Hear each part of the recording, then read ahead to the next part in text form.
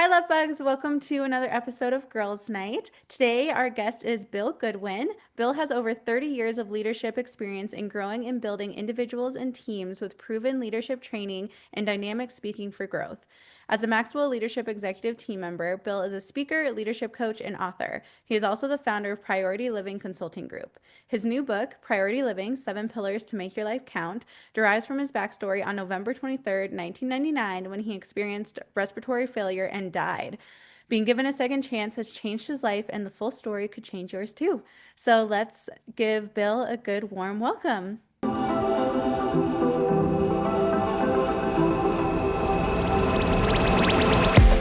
Hi, everyone. Life can get a little crazy, so let's talk about it. If you're ready to dive deeper, talk about what really matters, and feel a little more empowered, then you're in the right place. I'm your host, Carly Dockstader. I'm a life coach, baker, dog mom of 2, and you're always there for you, gal pal. And I'm so excited to have you join me. So grab your fuzzy socks, put on your comfy pants, and let's have girls' night.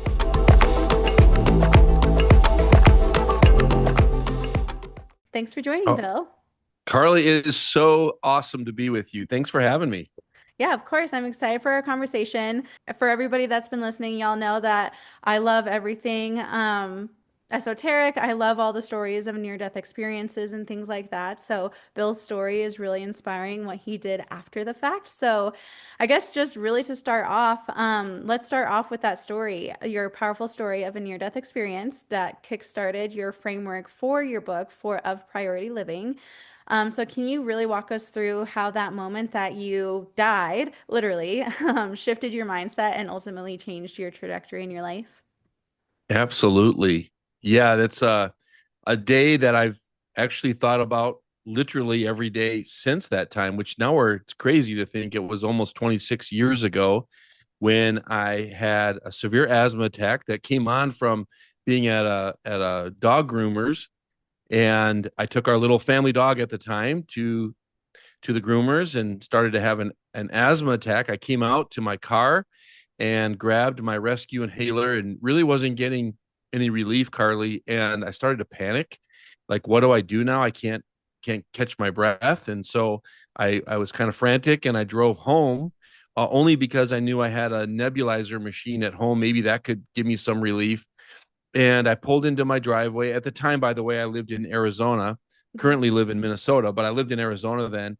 And as I went through my garage door to go into my house, with the little air I had left, I threw up a prayer that was just like out of desperation. Mhm. And I just called out, Jesus, help me, Jesus. And as you can imagine, it was quite scary for me because Yeah. it's important that you can breathe, right? And so I grabbed that nebulizer machine. I began to, shaking. I put the solution in it, and there I was on my family room floor, kneeling down, taking this breathing treatment. And again, I wasn't seeming to get the relief that I needed. And again, things started to spin, and I was just overwhelmed. And I called out to my daughter, who was home on a Thanksgiving break from school, because it was 2 days before Thanksgiving. And my wife was out on a errand. And so my daughter called 911. And, it was in a very short amount of time, actually, that the paramedics arrived at my house. And when they came through the door, they opened this case and said, put this over your nose and mouth. And I put this mask over my nose and mouth. And Carly, it was just, I mean, literally, it felt like seconds that I completely blacked out, went Mhm. unconscious, basically. And so they ended up transporting me by ambulance to the hospital. I was unconscious, so I don't remember being in the ambulance, Mhm. and I don't remember being in the ER. But it was when I was in the ER was when I had coded, when I had died, and they resuscitated me, of course. They told me later that I had become very combative, which is very common when someone can't breathe. And Mhm. so they were trying to intubate me with a tube in my nose, which I kept pulling out. And then finally, after I coded and they resuscitated me, they were able to intubate me with a trach tube down my mouth and put me on 100% respirator, and basically at that point in a medical induced coma for a period of time, and I was taken up to the intensive care. Of course, I don't remember any of this, but when they took me up to intensive care, I was up there for quite some time, and I woke up out of that coma that I was in for several hours. And from the time I was in my family room until I woke up in intensive care was 9.5 hours had gone by. Wow. And of course, I wasn't dead all that time. I was dead for a portion of that time when I was in the ER. And at that point, I had an afterlife experience, which I tell all about in my book for anyone that's interested in knowing, well, what did you experience when you died? And I'll just kind of summarize it all. It was incredible, just the most incredible thing that my spirit left my body and I was in heaven and I had this incredible encounter in heaven. Again, I tell all about that in my book. Mhm. And but I'm so grateful that I was resuscitated. And then I realized right away that I've been given a second chance. And more than ever before, I wanted to make my life count. And I often tell people, I understand you don't have to die and be resuscitated, thankfully, to want to make your life count. We all want to make a difference in this world and with the life that we've been given. But it was all the more, all the more prevalent for me because of what I had experienced on that day. And so every day since then, I've been so grateful for the second chance that I've been given to make my life count. Yeah. Yeah, and that's so interesting. Thank you for sharing that. And as Bill mentioned, he details everything in his book. And when I was reading through the experience that you had when you died, I've read books before about this where people have shared their experiences when they died as well and came back. And it had a lot of similarities with whatever with these other encounters. I don't know the right word to say for it, but these other experiences as well from other people. And what I thought was really interesting too is that you were a pastor for a really long time, and I'm forgetting the timeline about when this near death experience happened and when you were a pastor, but that must have been such a cool experience for you with your faith. So can you talk about a little bit about that too, actually? Oh, absolutely. So at the time, I was 28 years old and I was a youth pastor and I was at a very large church, hundreds of teenagers under, my care as a youth pastor with a wonderful team of people. And so I had this experience and of course I can't stop talking about it. I can't stop telling people from that point on, really, that that which we believe in our faith as believers, as Christians, we believe that heaven is beyond this life, and so the scriptures even tell us that when we are absent from the body, we are present with the Lord. And I experienced that in the fullness of that. And so to be able to share with people that which we believe, the hope that we have of eternity with God is was very much what I experienced.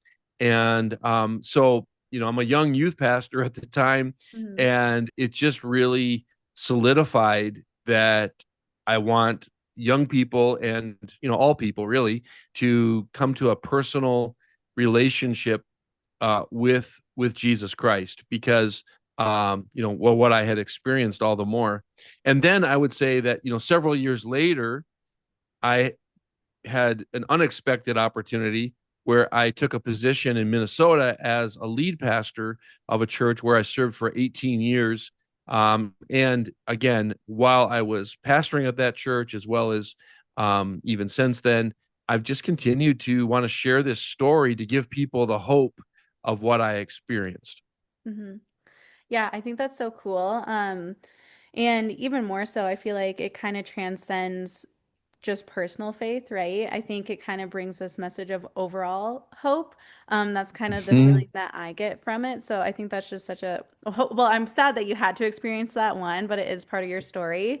And what a cool thing that you've done with your life since that moment. I mean, your book is a really good representation of that. And for anybody who's wondering, in this book, Bill presents 7 different pillars of living life purposefully. And as I was reading through it, it's a very enthralling book. So I'm actually really curious, out of the 7 pillars, Bill, which one did you actually find the most difficult to integrate into your life on a day-to-day basis?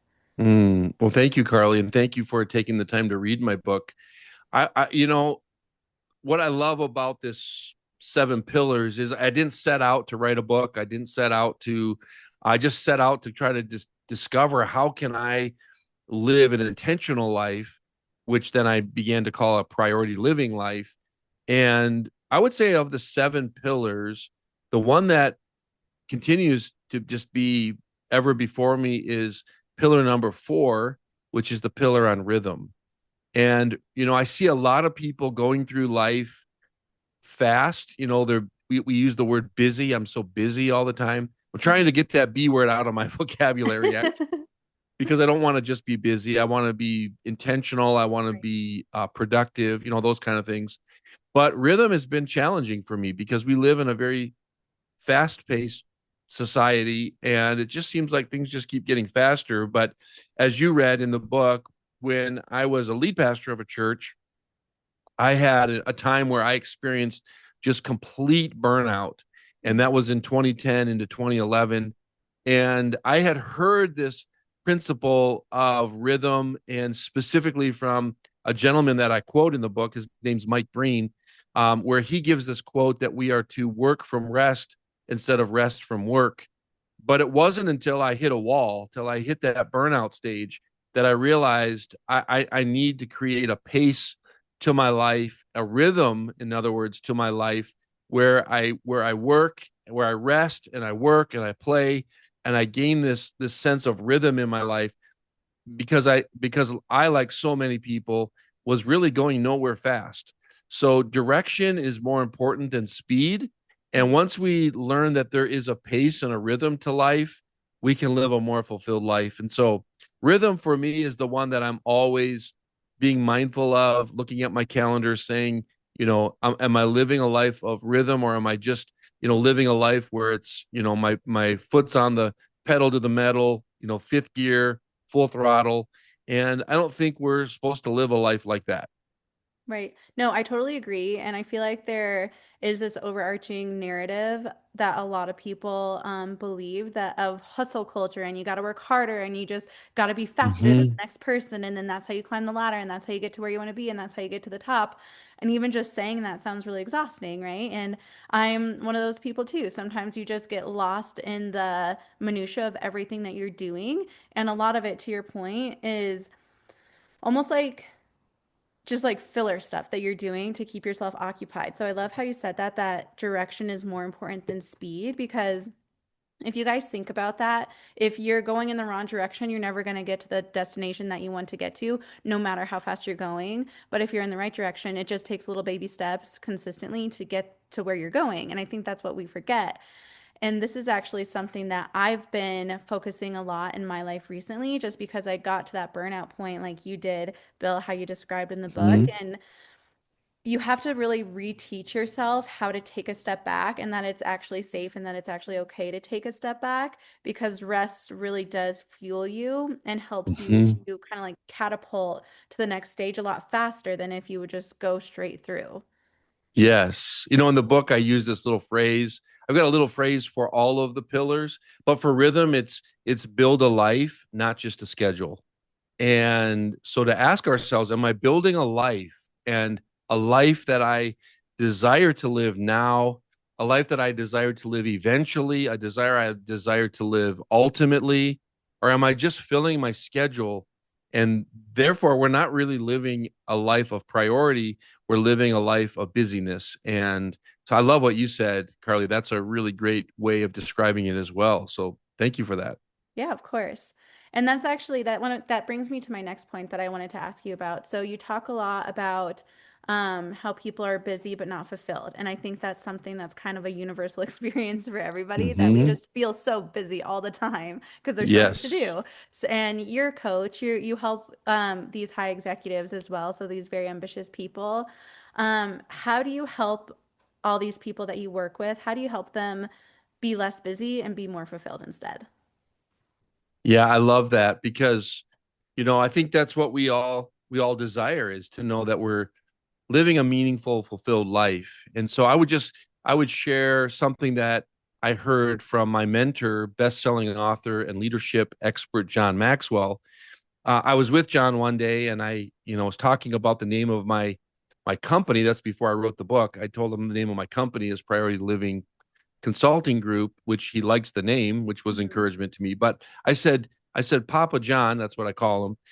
Can you share with me how I can help myself and help others set priorities in life? And he shared something with me that I'll never forget. I love sharing it with others. He said this phrase. He said, "A leader's calendar will always be full."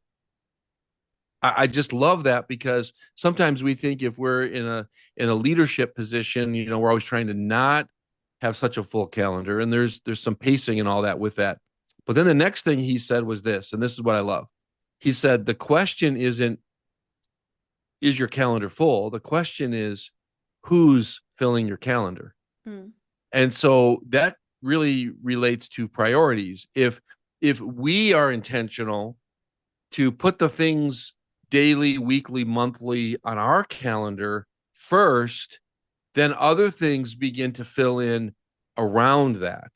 So Mhm. even this weekend, this last weekend, I was spending time in the first quarter of the new year thinking about, okay, what are the pieces and the intentional things that I want on my calendar first, because then everything else can come in around that needs to be on my calendar, first of all. And second of all, once I have that real good clarity of what my focus is, then it's much easier to say no to other things. And sometimes we say yes to so much because we don't have clarity on what's really important to us in this season of our life.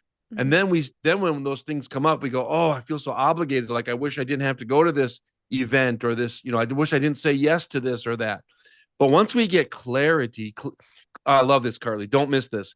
Clarity always precedes peace, and Okay. clarity always precedes success, whatever you define success as. By Mhm. the way, I didn't come up with those phrases before I wrote my book. I would have put those in the book. So that's just bonus material right there. But it's so true. We need that clarity.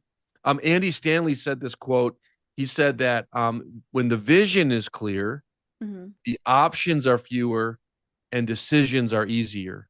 So Mhm. that really speaks to our priorities. When we have clear vision, then we can say yes to the things we need to say yes to and no to the things that just aren't, or maybe not yet for the things that aren't really aligning with our priority at that season, in that season of our life. Mhm. I think that is such a good point. And going back to just being intentional about your life, I think this is an area that you can be really practical in. And what you're sharing is a really practical Mm-hmm. step that people can take. Because I'm just going to use actually the story that this reminded me of this story that I heard. I'm pretty sure it was the CEO of Netflix. Don't quote me on this. It was the CEO of some like big company that we all know. So obviously, as a CEO of a company that big, this person is going to be really, really busy all the time.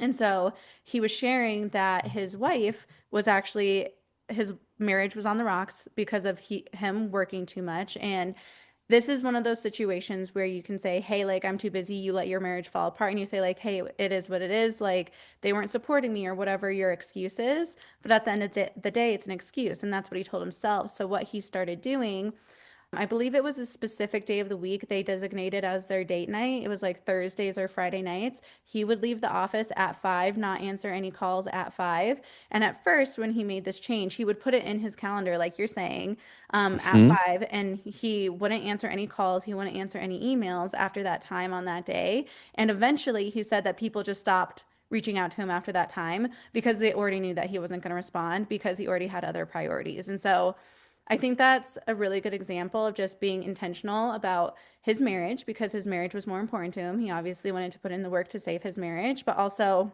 if the CEO of Netflix can do it, then you can do it too. It's just a matter of being consistent and holding those boundaries around what you find important. And I think another Mm-hmm. good example of that is just not everybody's a CEO of Netflix, right? But for the day to day, a good example comes to mind for me of vacation. So maybe you want to take this vacation with your family. You've been planning it for years, but it just never happens because you always get busy.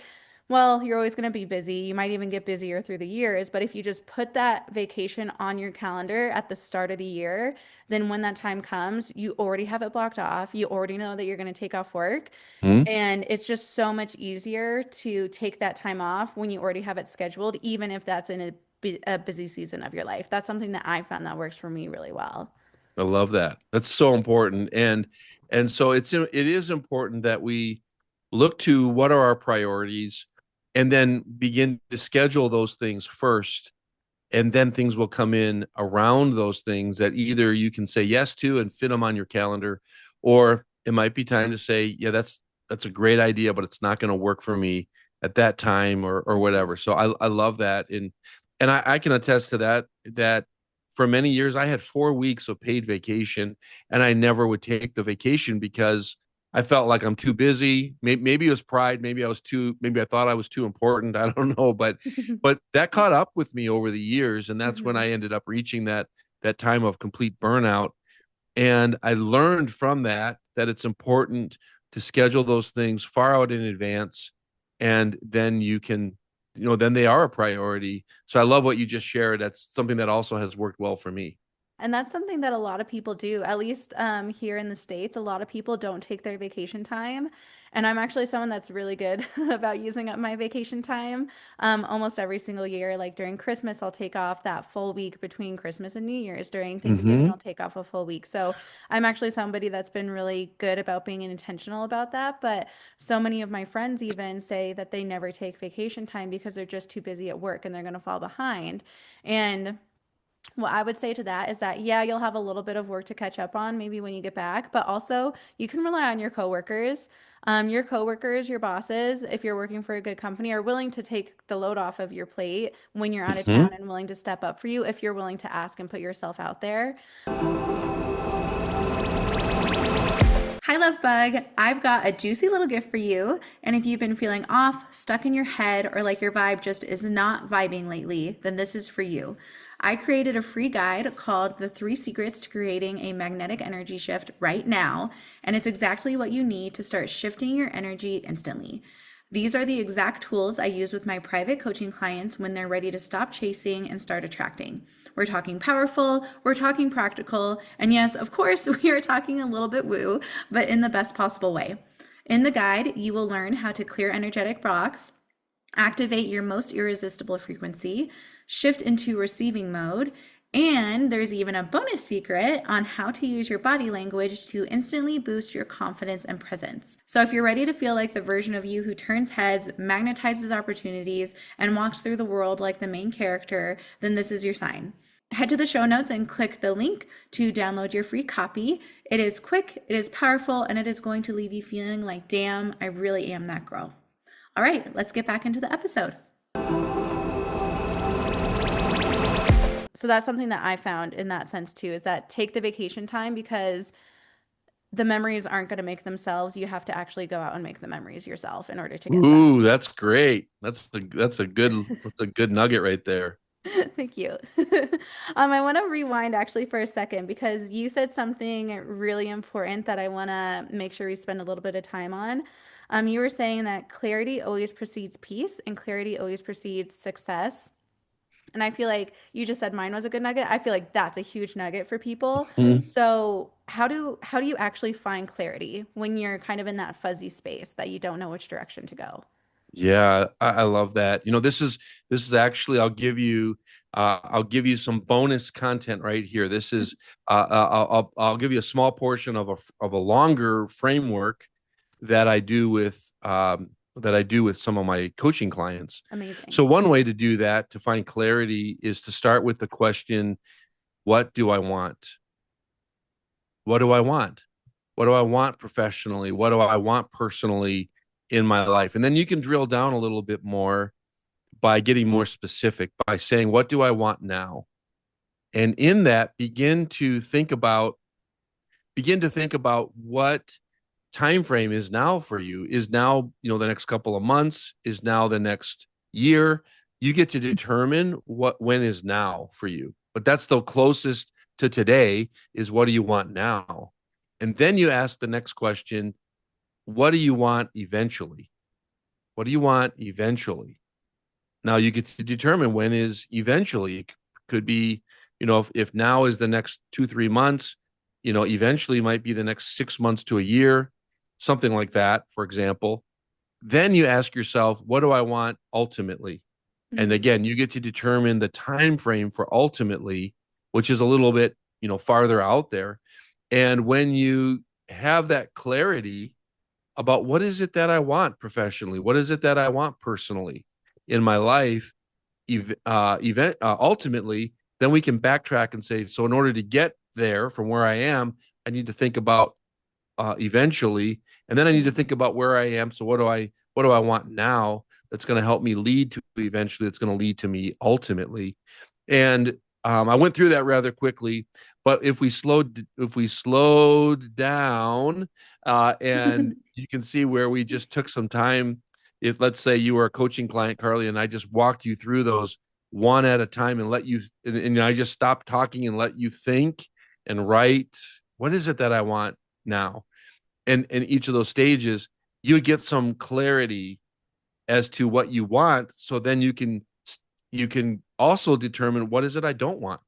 Hmm. I don't want to work 80 hours a week, and I'm currently working 80 hours a week. So I want to work. So then the question is, well, what do you want instead? What do you want instead of what you currently have? And you begin to get some focus and some clarity over that question, what do you want? Hmm. And there's some additional steps to that framework, but and I'd love to talk anyone through that if they're interested. But there's three other major steps to that framework, but it all starts with getting clarity on answering, what do you want? What do you want now, eventually, and ultimately, in order to move forward in the direction that you want your life to go. Yeah, I think that's great. And you're right, taking it step by step like that and breaking it down piece by piece really is very helpful when you're trying to figure out what your purpose is and where you want to go. I do have a follow-up question on that, and it's a little bit different, but I feel like a lot of people, they struggle with this conflict of wanting something over here now and wanting something that's kind of opposite in the future. So, for example, maybe right now somebody wants to be present with their kids and be present with their family, but in the future, they really want to retire early. And at the face of it, those teams seem like two conflicting goals that they want for their Right. life. So, what is your advice for someone who might be stuck between two things that are conflicting for their lives? Yeah, I love that. And it's really important to think about that because, when we realize we can't have it all, oh my Hmm. goodness, that's so hard for people like me to wrap my mind. I can't have it all. Like I want this, this, and this, and this, and this. And but I often say you can't have it all now. Hmm. So like if your focus now is with raising your family, but you also want to have a very successful career and retire early, as you said, then you just prioritize in chunks of your seasons of your life. Hmm. So now I'm going to focus on my family, or maybe it's the opposite for somebody. Maybe somebody else is saying, at this stage of my life, I really want to focus on my career, and I'll focus on family a little. I'll focus on having a family a little bit later. You can determine what it is that is most important to you in these different seasons of your life. And in that case, I can't say for sure you can't have it all. Maybe you can, it's just not all at one time. Right. So for me, I would love to become, better on the golf course. But when I was raising my children and leading a ministry and all these other things, there was no margin of time and even money for that matter to be focused on my golf game. Well, my kids are grown, and now I'm building my business. So to be real honest, I still haven't built my golf game, but it's still on my mind that I would like to grow my golf game, for example. But things just can't all happen at one time, but they can happen over the course of time. Hmm. Yeah, I think that's such great advice because I feel like sometimes the stress and the anxiety that a lot of people feel actually does come from that pressure of wanting everything now, wanting everything right Hmm. now. And as you said, sometimes that's just not possible. Sometimes things take more time. Sometimes you have other priorities. And I think there is a beauty in just accepting that that's okay. It's okay to focus on your family right now if that's what you want to do, and then focus on your career later. It's okay to focus on your career now if that's what you want, and then focus on settling down with a wife and a family later. I think it's okay to spread that out. Not everything has to happen right now, and I feel like once you get to that point where you release Mhm. the expectation of needing to have everything right now, of needing to have all those successes right now, then it actually creates more room for those successes to happen naturally rather than you having to force it. I love that. You just said that so well. And what makes me come to my mind, what I think of with that is to enjoy the season of life that you are in. That's also a part of priority living is choosing to be to a level of contentment, even as you're pursuing things or to move forward in your life. And so if you're listening and you're in a season of singleness in your life, but you're always thinking about wanting to be married and have a family, you can actually not enjoy the season of singleness because Hmm. you're so focused on the grass is greener over there. Yep. Whereas I think that if we enjoy the season of life that we are in, then when the next season of life, or maybe it's your career or whatever, though those things will come and you can really enjoy the season of life that you're in rather than us begrudging the season we're in because we're not where we hoped to be at this stage of life or this age in life. And I think that that also helps our us to deteriorate living a fulfilled life when we should just enjoy the season of life that we're in and let our life unfold as it does and live a more fulfilled life in that way. Yeah, absolutely. And each season, to your point of life, each season has its own lesson that it's bringing and has its own blessing that it's bringing. So, for your example, the singleness, if you're in a season where you've been single for a while, but you're just sitting here being mad that you're single, you're actually missing out on that blessing because when you're single, Mm-hmm. one, you don't have anybody else to consider really with your time. You don't have a husband or wife. You don't have kids. You don't have a significant other to consider with your time. You really can kind of go do whatever you want to do. But also, one of the blessings of being single is that it gives you a lot of space to get really familiar with who you are at your core So good. before all these other priorities take over. And so, and same with a relationship. When you're in a relationship, there's different blessings that come with being in a relationship and different stages of those relationships. So, to your point, Bill, there's a lot of beauty in settling in and accepting the season of life that you're in and really just enjoying it for what it is rather than trying to force it to be something else. Yes, you said that so well, and I guess why I came up with the singleness thing is it's really just pressing on my heart lately as I've talked with some friends that are single that want a different want a relationship Hmm. and I just think that I just want to say that to that person that's listening that is in a season of singleness to know this singleness is not any less than being in a relationship, and Hmm. it's a beautiful season of life, and it may be just that, it may be a season. So I love what you said, Carly. Just embrace where you're at and take the blessings that come with whatever season of life you're in. And to that point, since we're kind of talking about relationships, anyways, obviously there's more than just romantic relationships that come into play in people's lives. So, and relationships are a very important part of our lives, whether that's romantic, it's friends, it's familial, or otherwise. Um, and I know that relationships do play a big Mhm. role in your priority living framework as well. So, one, can you talk a little bit about how relationships do come into play in your priority living framework? And also, how should someone handle relationships that aren't really aligned with their priorities anymore? Because sometimes we do outgrow friendships. So, how do we actually handle that when that happens? Wow, so good. So the sixth of the seven pillars is called connect. And that's really all about relationships. I say that connections fuel the soul. Connections fuel the soul. Maya Angelou said it this way: the quality of your life will be determined by the quality of your relationships. And you're exactly right, Carly. There's all kinds of relationships that we have in our life, from friendships to co-workers and Mhm. everything. There's all personal and professional relationships. So in that chapter of the book, I actually have a relationship pyramid, which goes from like when you're first meeting somebody, you're complete strangers, and you connect with them, and how then we grow in greater connectivity with others, again, personally or professionally, and we move up this pyramid of relationships. And I think that to look at your relationships are very, very important. Um, for some of us, we're more people. I'm very much a Mhm. people person. I love connecting with people. I love meeting new people. And but there are some that are like, hey, I'm fine around people, but I kind of need my space. And that's totally cool too. But I think that it's really important to look at the quality of your relationships that you do have, because that really does determine the quality of your life. And so if you have some, I would just say, toxic relationships, or you have some unfulfilling relationships, those are some things that to look at. Doesn't mean you have to get rid of people in your life.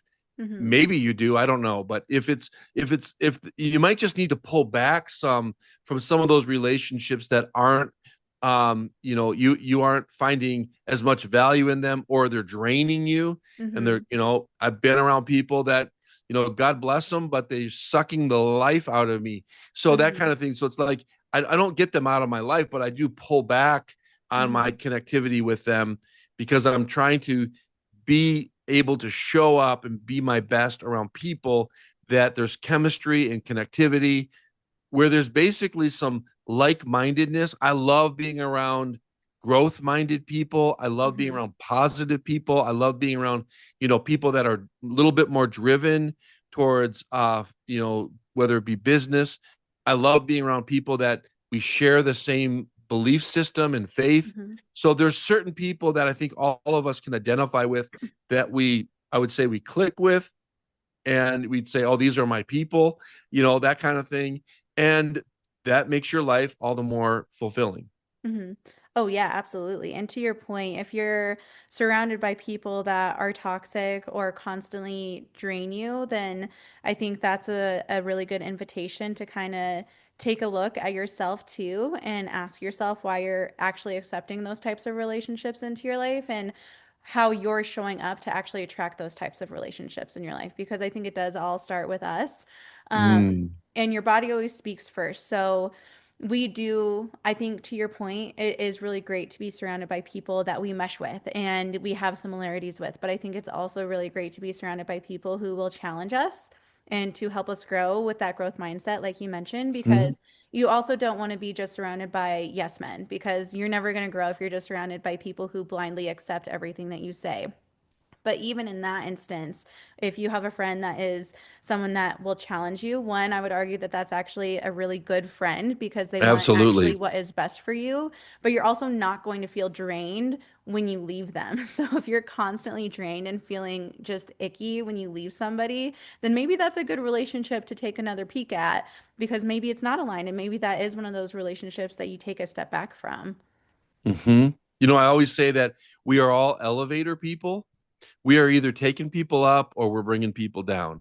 So there are probably going to be some people in our life that are the elevator people that are kind of a little bit draining. But for the most part, we want to be around people that that we can add value to, that they add value to us. That Hmm. when we leave them, we feel like, wow, I just really got uplifted by being with them, and hopefully they feel the same when they leave, being in our presence too. Yeah, absolutely. Yeah, and to that point, it is a two-way street. And so if you're going to Hmm. be in good relationships, whatever type of relationship that is, then you should also be showing up in that same way for your friends or for your family or for your relationships because it is a two-way street and it is a give and take. And so if you want those healthy relationships, then again, it starts with you, it starts internally. And I think your book does a really good job of helping people to take a peek inside themselves rather than constantly blaming everybody and everything around them. I find a key piece to developing great connections and relationships is ask yourself, do I ask questions? Hmm. I've been in situations, whether they're work related or personal, and I'm talking, and I'm asking the other person questions and getting to know them. And then when I stop asking a question to get the dialogue going, it kind of falls short, because it's not reciprocated. It's not like, well, tell me what's going on in your life, or, hey, how's your job going, or what's happening in this part of your life, or, and so I do mention that in the book. It's really a skill set Mm-hmm. that it's really important if you want to have great connectivity with people, is to be a person who asks questions, who Mm-hmm. asks good questions. I didn't always do that. I'm just going to speak personally. When I was younger, I didn't always do that because I Mm-hmm. felt like maybe I'm being nosy, or maybe I'm asking questions that maybe Right. the person doesn't want to talk to me about. But what I have found is that, I'm probably no different in this too, is that we all love to talk about ourselves, Yes. and that's not necessarily a bad thing. But sometimes it's hard to just say, "Oh, by the way, I did this, or I had this opportunity, or I did that." If somebody's not asking you some questions that allow you to share your life with them. And so asking others good questions.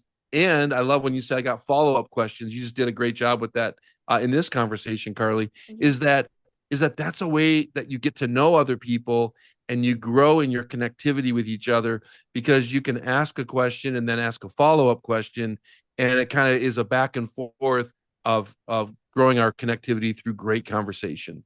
Even on that front, it is a give and take, right? Because if you're constantly just asking someone questions about them, but not giving anything up about yourself, then there's also going to be that block in connection because they don't actually know anything about you at the end of the day and you know everything So about good. them. So Mm-hmm. you also have to share about yourself. And I feel like there's like two traps that people can fall in. So there's the trap where people don't want to share about themselves because it feels scary Mm-hmm. and it feels vulnerable, because it feels scary to share certain parts of ourselves sometimes. But then the flip side of that is wanting to overshare, or not overshare, or just talk about ourselves too much, you know? Yes. And we all have this habit of wanting to connect with people, and I feel like this pops up a lot when somebody says something that we relate to and we immediately want to jump in and say, oh my God, like, yes, that happened to me too, or I had this experience too, which in some instances that's great. But in other instances, it's better to ask more questions about that person's experience first. And then you can say, hey, like, this is something that I've also experienced. And I think that will grow the connection a little bit more because you're also taking interest in them and not making it about you just immediately right off the bat when someone's trying to share something with you. This is a masterclass right here between what you shared, some of the things I shared. It's like really, and we can be so focused on, what we see on social media, whatever, which really isn't so much social anymore. It's all Yeah. a lot of media. But when we have these interpersonal relationships and these interpersonal connections with people, that what we're talking about here, it's really gold. It's really good, either to learn for the first time, or to be reminded of, because that helps us grow in our connections and ultimately gets us to what Maya Angelou said, the quote that I said, that the quality of your life will be determined by the quality of your relationships. Hmm. Yeah, I love that. Since you've mentioned it, what are your thoughts on social media, Bill? What are my thoughts on social media? Well, how much time you got? Um, so I'll just real frank. I have a love-hate relationship with it. I do love it because I love connecting with people and learning about what's happening in their life. Hmm. But the challenge is we all know that we put on Instagram and whatever the best of our lives.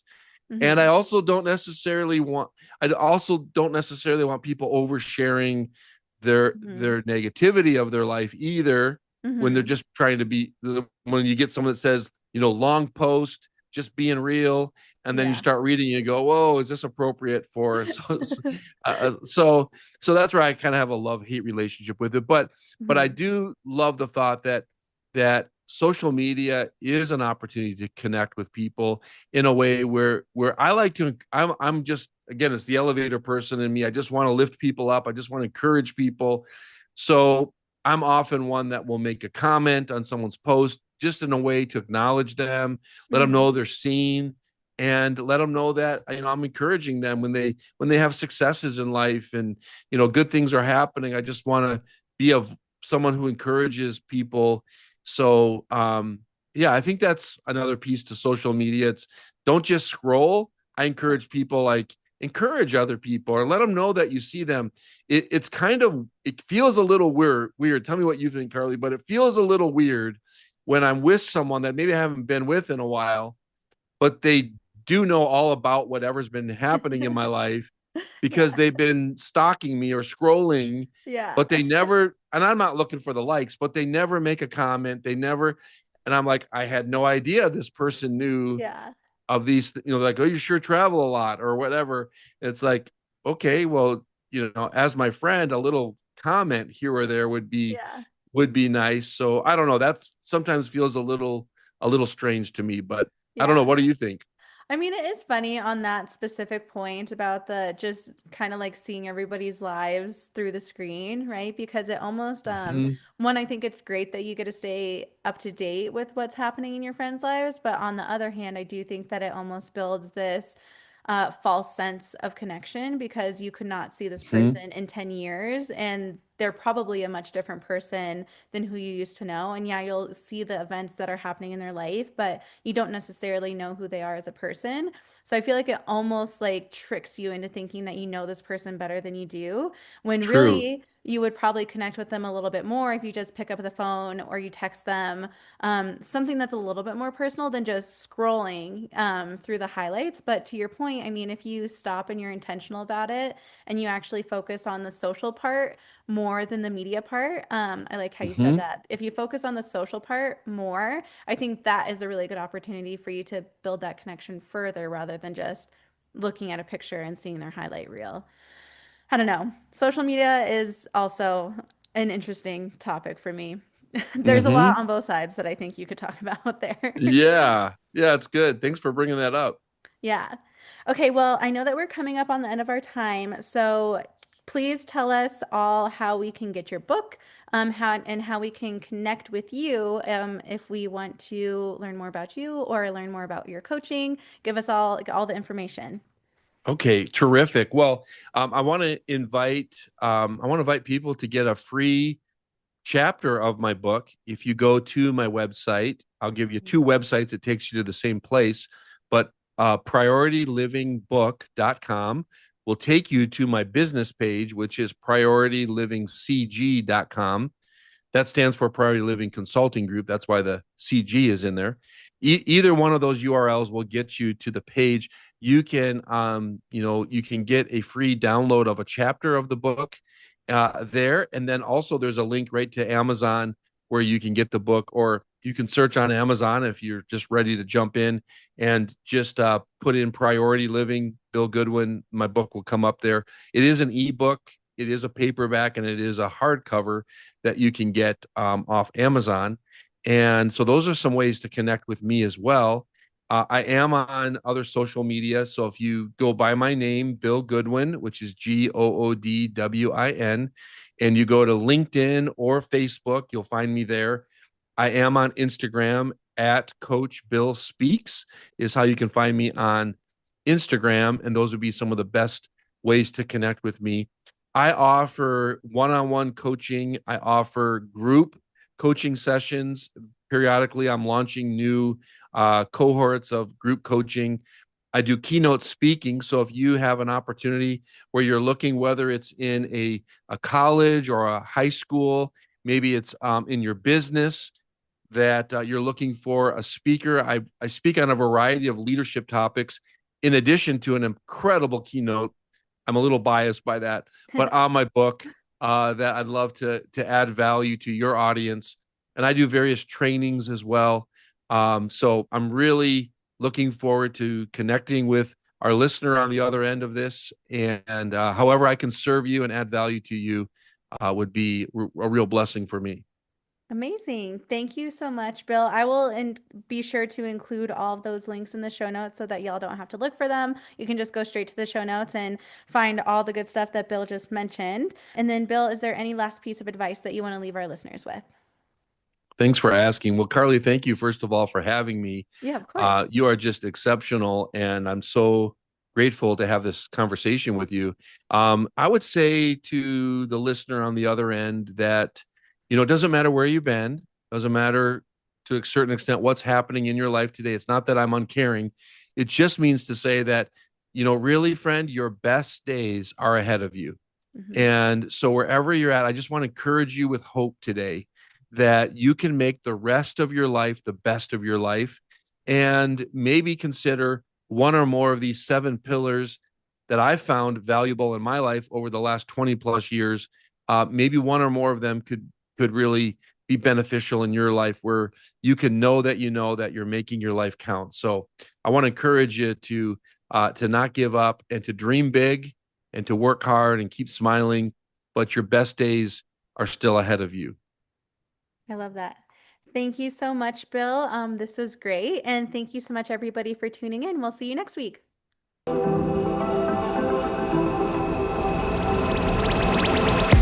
Thanks for listening. I hope you enjoyed the episode.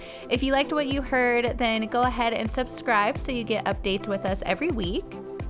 You can also follow us on Instagram at KRC Coaching.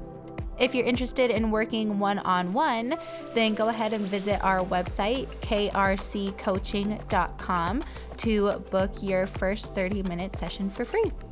All right, thanks so much, you guys. Love you. Bye.